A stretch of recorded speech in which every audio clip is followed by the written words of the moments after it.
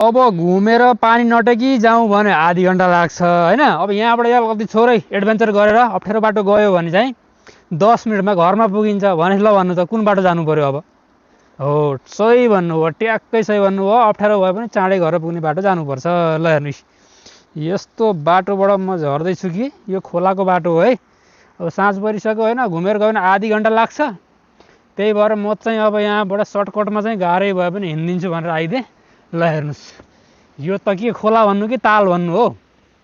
खोला हो भने त, तर यहाँ बाँधेको हुँदाखेरि ताल जस्तै भएको छ। अलिक फोहोरो छ क्या, अलिक सफा पानी हुन्थ्यो त मजाले आएर पौडी खेल्नलाई गर्मी महिनामा गजब हुने थियो। अब यहाँबाट जान त अलि सकिँदैन है कि सकिन्छ हो? चिप्लो छ होला हो, ट्राई हान्दिउँ क्या हो होइन? तलैबाट जा भाइ, अहिले खुच्च केही भइहाल्यो भने गाह्रो छ जिन्दगीमा। सिलिलिलिलिलिलिलि ढ्याप्प यहाँ झऱ्यो। त्यसपछि आएर फेरि चिप्लो हुन्छ क्या, यहाँ त 12 महिना पानी बगेको ठाउँ हो नि त। त्यही भएर छेउछेउबाट बिस्तारै जानुपर्छ। ल हेर्नु यो पुरै छेउमा चाहिँ यो मोजा त होइन, तर मोजा टाइपको चाहिँ यो के हो, यो फुलेर एकदम दामी देखिएको छ। यतापट्टि अलि अग्लो रहेछ, त्यो पानी चढ्न सकेन, उता थोरै होचो गराइदिएको रहेछ, पुरा पानी झरिरहेको छ। यो ठाउँ उही पुरानै ठाउँ हो, मैले पहिले देखाइसकेको छु है, धेरै भन्नु परेन। अनि छेउमा चाहिँ यो पानीको प्रेसरले चाहिँ नखोलोस्, गहिरो नबनाओस् भनेर पुरै यहाँ ढुङ्गाहरू अनि त्यसपछि ब्लकहरू ठुल्ठुलो बनाएर ल्याएर राखिदिएको छ है। त्यहाँ पनि ट्याक ट्याक ट्याक हिँड्न पनि मिल्छ। ल हेर्नु झरना, म चाहिँ खोला तर्दैछु है अहिले चाहिँ। यति बेला है पानी एकदमै चिसो पानी छ। यति बेला माछा पनि भागिसके है। माछा अब चाहिँ जाडोमा चाहिँ कता जान्छन् थाहा छैन, गरिम लाइस मात्रै आउँछन्। त्यही भएर हाम्रो साथीहरू हिजो आज माछा मार्न पनि आउँदैनन्। चिसो पनि चिसै छ है, साँझ बिहान त बेसरी चिसो छ, हात खुट्टा कठाङ रिनेरी चिसो छ है। ल हेर्नु म चाहिँ एकदम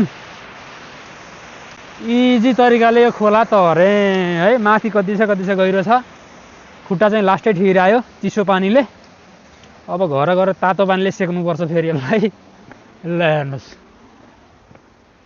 यो हो मासाङम्यानको खोला। यही खोला हो कि मैले अघि भनेको? यो चाहिँ यो भनेको दक्षिण भेग हो होइन, यो भनेको उत्तर भेग हो। यो खोला चाहिँ यसरी आएर यहाँ सर तल गएर फेरि समुद्रमा मिस्छ क्या। उल्टो बग्ने खोला यो पनि छ एउटा।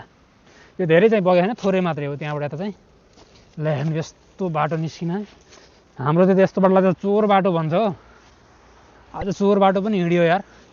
अब फेरि म वारीबाट देखाउँछु, अघि पारीबाट देखाएको थिएँ सिन, अब वारीबाट सिन देखाउँछु मैले होइन। ल हेर्नुहोस् यी सिन, यही हो सिन। गर्मी महिना पो उज्यालो हुन्छ र पर पुगिन्छ होइन। जाडो महिना त छुट्टी भएर आउँदा त पुरै लाइटै बालेर आउनुपर्छ रुममा आउँदाखेरि, घर आउँदाखेरि कामबाट। आज चाँडै छुट्टी भएको थियो, यसो सर घुम्नु पाइयो उज्यालोमा अलिअलि। ल त्यही हो हाम्रो घर, त्यही हो हाम्रो कम्पनी। ल आइपुग्यो अब त यहाँ तर्न 5 मिनट, अब यहाँ त्यहाँ पुग्न 5 मिनट, 10 मिनट आयो। म घुमेर आएको भएदेखि माथिबाट आए पनि पुल वहाँ माथि छ, तलबाट गएको पनि ओ वहाँ छ तल पुल है। यत्रो घुमेर आउँदाखेरि त मलाई निकै टाइम लाग्छ, तर जे चिसो भयो भने म पानी टेकेर आइदिएँ, जे पर्ला भनेर। त्यति साह्रो चिसो त रहन्छ, यतिको चिसो त पचाइन्छ, टेन्सन छैन। नेपाली हो नि, गोर्खाली हो नि त है। त ल हस् त, बाई बाई एमनी दा।